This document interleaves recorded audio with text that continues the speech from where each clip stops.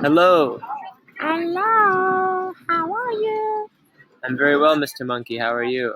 I'm good, but I can't read this document. It's too long. I know it's 50 plus pages. So, Mr. Monkey, I've made a simplified version for you of the main points. Would you be interested? Maybe. Please make it interesting. I get bored easily. Me too. Okay. So, it's a document about how to work with English language learners with disabilities. So, I've made some notes. Interesting, but I can't read very well, so you're gonna help read it to me, okay?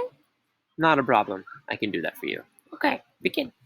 So, the introduction talks about students with unique needs, Okay, and we need concrete examples and policies and procedures for them.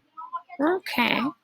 So that means that when we work with students, they're heterogeneous. Heterogeneous? I'm not wearing jeans. No, not genes.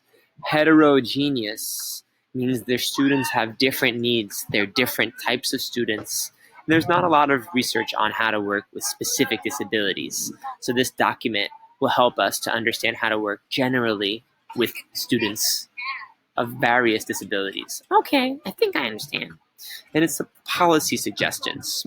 So inside of the document, we're going to find that it's broken down into 3 ways. What 3 ways? Well, we start with a framework for identifying English language learners. Second, in the document, there is IEPs, which are called Individualized Educational Program. I can read that. Programs for development of English language learners. And then we end in the document with more policy and research needs. So that's what this document is selling to us. Interesting. Well, what are the main key words that I need to know?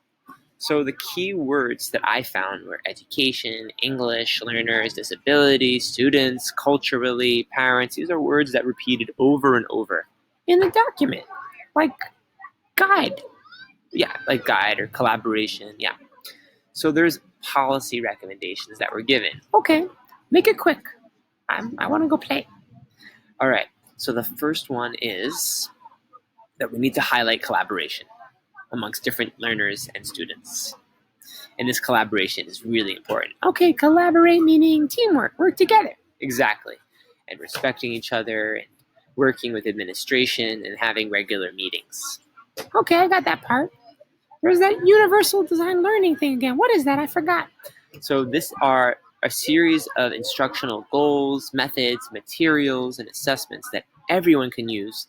And it's not just a single approach, but because learning and teaching is not a one-size-fits-all solution, but instead it's flexible approaches that can be customized to be adjusted for individual needs. Okay, so what you're saying is when I give a homework assignment, I can allow students to show their learning with different types of homework that they would do. Something like that, yeah. So you got it, Mr. Monkey.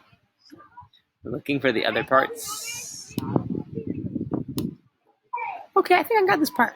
So there's 3 parts. There's means of engagement, which means how you teach.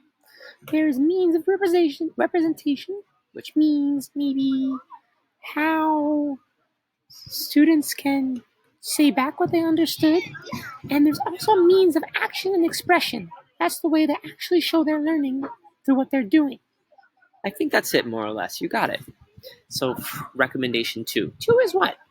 We need to identify interventions to prevent inappropriately putting students in special education referrals when they don't need them. Okay, 3? Well, we need to be culturally and linguistically responsive with our practices to how we identify. Okay. 4?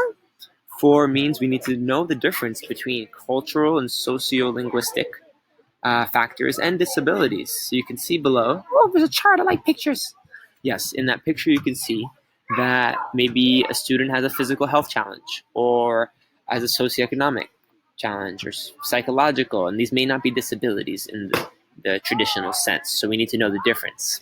Okay. Number 5? But we have to have comprehensive evaluative measures that we would use to evaluate all students at state level.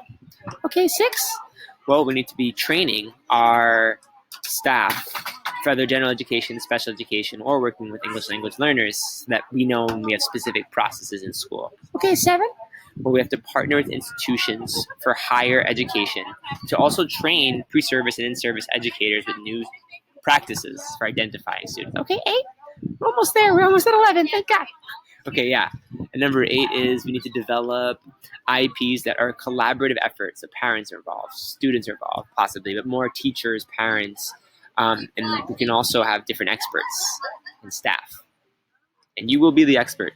Even me? Maybe by the end of the course, you could be an expert too. 9 would be parents must be engaged in the process. So we may need to translate some of this information in their language if they don't speak English. Okay, but I don't know all the languages. Well, luckily the teachers do. 10 is what considers students' progress based on where you want them to be, based on also in comparison to what the state expectations are, and knowing how to move them in that direction. Okay, the last one. Thank God we're almost there. I'm tired. Me too. Okay, and then offer trainings for special education personnel, general education personnel, and English learners and teachers to offer more specific practices and recommendations. So that's more or less what it is. Pretty interesting. I want to see it in action. Me too. So that's our document on policy.